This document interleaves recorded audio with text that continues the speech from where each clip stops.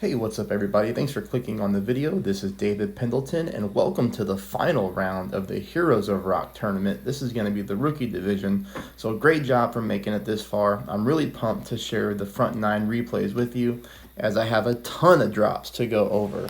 I wish I was just hitting perfect whenever it mattered, but regardless, I've got a path here to get you a very high score on the front 9.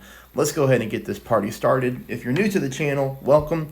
Please hit that subscribe button. And secondly, if you like my content, please take a moment to hit the thumbs up before you leave. That would be really cool as well. All right, hole number 1. We're going to be playing this the same way we have all tournament. I'm going to show you 2 different balls you can use. First one's a Titan, second one's a Berserker. Whatever you want to do, either one works. 4 bars of top spin combined with 2 bars of side spin to the right. Here, you'll see I'm kind of just stretching my club out, sort of aiming on the middle right-hand side of the fairway, just like that. So down the fairway, right-hand side. I don't need to adjust my rings as I'm getting perfect tailwind. So I just use half a ball of overpower combined with about 3/4 of a ball of curl to the right. And you'll see this thing comes in very nicely. And we hit the top of the green here, and then we roll back down, leaving us for what's going to be a very simple chip in for eagle, or putt, I should say, putt for eagle. And then here's our Berserker ball. Of course, this makes it easier. Same thing though, we go 4 top, 2 right. Now here, since we don't want to go long, we will go ahead and adjust our rings for the wind. And you'll notice here at the P5 ball, we don't need near as much overpower. That's just a baby amount of overpower with only half a ball of curl to the right. And you'll see here, same type of thing. We come up and we're very nicely in there for a very easy eagle on hole number 1. So go out there and get your eagle. Now we're going to go to hole number 2. Hole number 2, this is going to be a still shot of what you are looking to do. So take a look at the white ring. The white ring is almost over here against the rough line. And then I really want you to notice where the end of the ball guide is. All right, this is also after my spins are set, which I'm going to show you here in the video. But the biggest thing I want you to pay attention to is look at that dark green vertical row of green squares.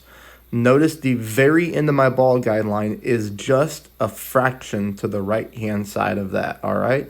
If you can find this, I believe there's a nice little funnel here towards the pin, as I was 2 for 2 with perfect shots. Like I said, I wish I was hitting perfect in real mode. I did on one account, but on the other one I hit a great ball, so I didn't get the hole-in-one on one account, but I got it on another. All right, so here we go. We are going to do the spins first. Like I said, I want you to go 1/2 top combined with 1/2 left. 1/2 top, 1/2 left. Then I want you to find that landing spot. This is practice, so this was me trying to find the right landing spot.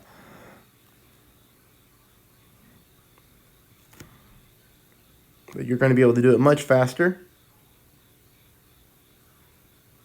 So you see there, we make our adjustment.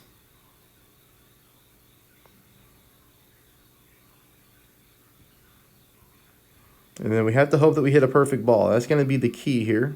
Hopefully this thing goes in for a lot of people. I really think it will. And yes, we are just using a Marlin here. That is the only ball that we want to use. Now, I was able to roll the cup on this one. And play that 15% at max. Now here it is in real mode. 4.0 mile per hour wind, same thing. Half top, half left. Here I knew what I was doing, so it was much easier to find the landing spot. You see the white ring just almost right up on the rough line there, into the ball guideline, pointing just a fraction to the right-hand side of that dark green row. Just like that. Again, 15% pull at maximum distance. Remember, we're using a Marlin, so that's a power 0 ball. Don't forget to change that in your app settings if you're using an app, because there will be a difference.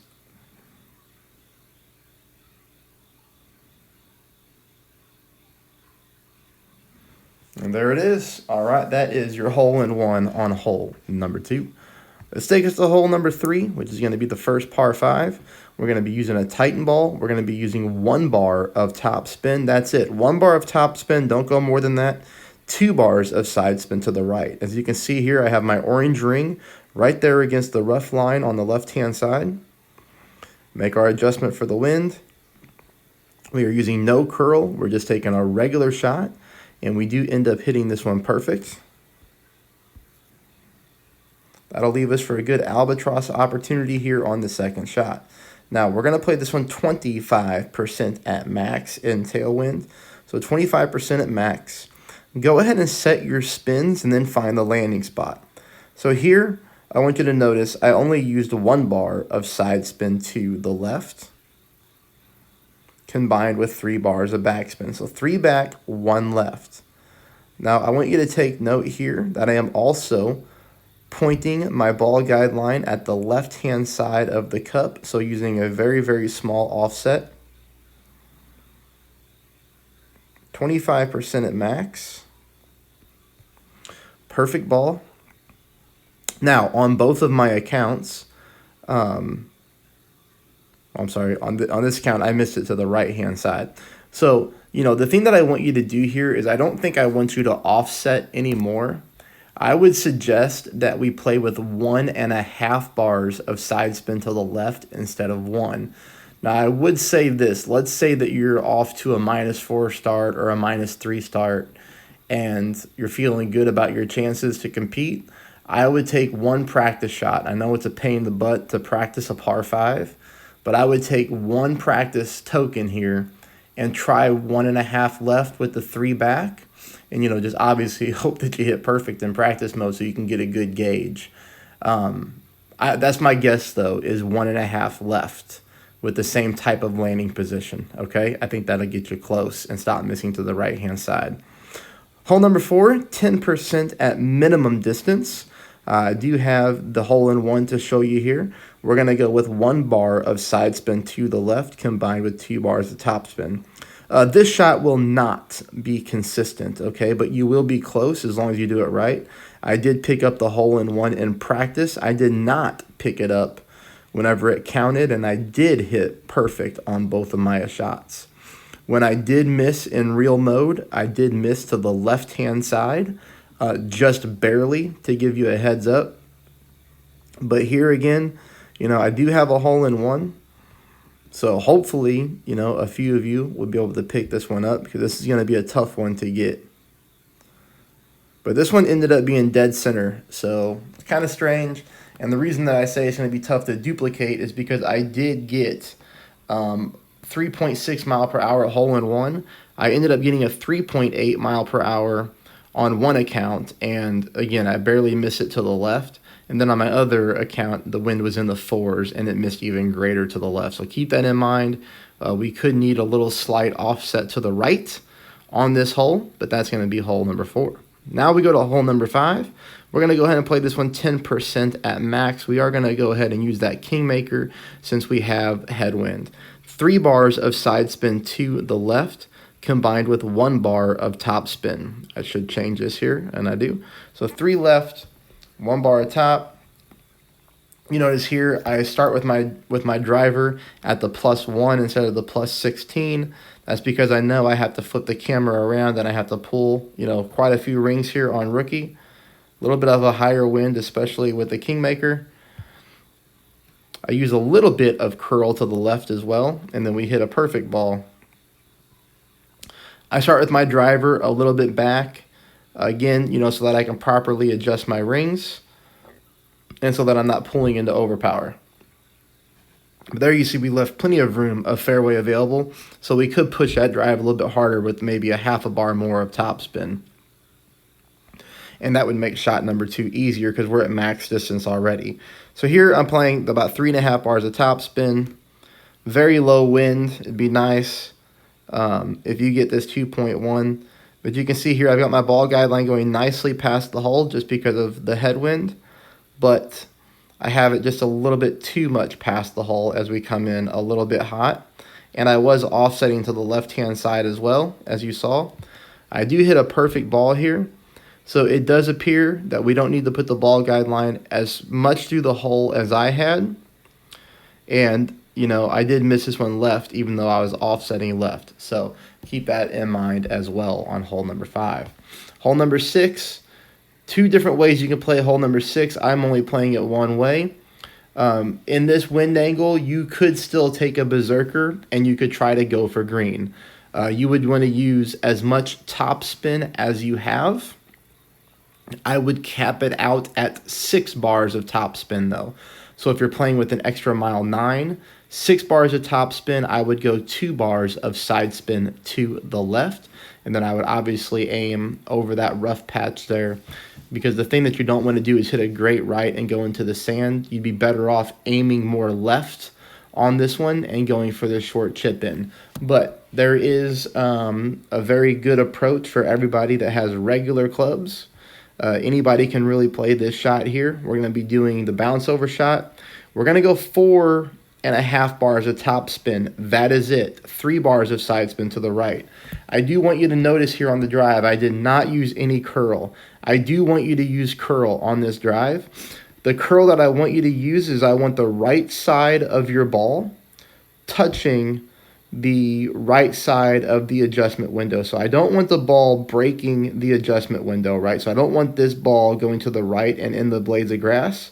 I want you to just move it over until the right side of your ball touches the farthest right part of the blue circle. That's it. Now, if you forget to do the curl, you should be okay as long as you don't use more topspin. But you're going to see here I come in a little bit too close to catching this rough. But we do land on the fairway, so that's nice. And then the shot number 2 is played really nicely with your short iron.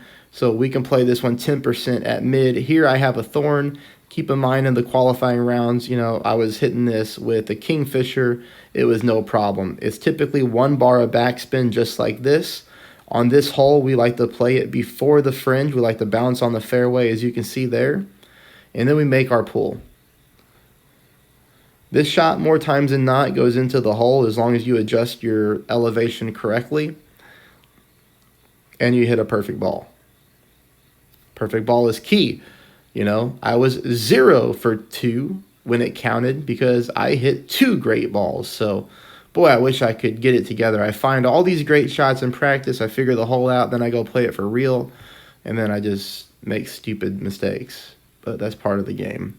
All right, so now we're going to be using the Goliath. We do want to use the Goliath because of the power. If you're someone who's a much more advanced rookie player and you have yourself a high-level Grizzly, Grizzly would be the most preferred option here, right? But the Goliath, we have less of a ball guideline. And here you're going to notice where I'm aiming after the spin adjustments. Spin adjustments is 3 bars a side spin to the left. And I want you to change this from 3.5 back to 4 back. So I want you to go 4 back, 3 left. And here you're going to see where I'm aiming at, and you need to just make a minor tweak, and I think you can get this one to go down. Notice after the spin adjustments, we are aiming the very end of our ball guideline right there in that light green square below the pin. So just below the pin is a dark green square. I'm aiming 1 square underneath that into that light green square on the right-hand side of that light green square. You get a good look at it. Very easy to see. Here we make our wind adjustment.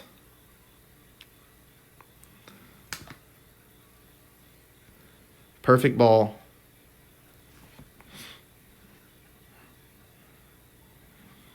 We missed this one by about a half a square to the right, so we need to move this over just a little bit to the left-hand side. Again, if you're on fire in the tournament, take this one to practice mode because this is a very, very doable wind angle to pick up the hole-in-one on. So I take us to hole number 8, 10% at max using a Kingmaker. We're going to go 5 top, 3 bars of side spin to the left. If you don't have 5 top, you're going to go ahead and go 4.5 top. It'll all be just fine. The reason I know that is because I've been playing this course for a very, very long time. 4.5 top is no problem. This is the key to where you want to land, though. I want you to land to the right-hand side of that bunker and look at my ball guideline. My ball guideline is basically ricocheting off the rocks, okay? This is how we want to set this shot up. And again, as long as you adjust properly and use the right curl, you're going to be just fine. You're going to be on the green or right next to it. Okay, I want you to notice here, I'm using a little bit of overpower. Lesser clubs, a little bit more overpower. And then notice how much curl I'm using here as well. So that's what our curl looks like. And that's just to make sure that we don't hit those rocks, all right? We hit a perfect ball.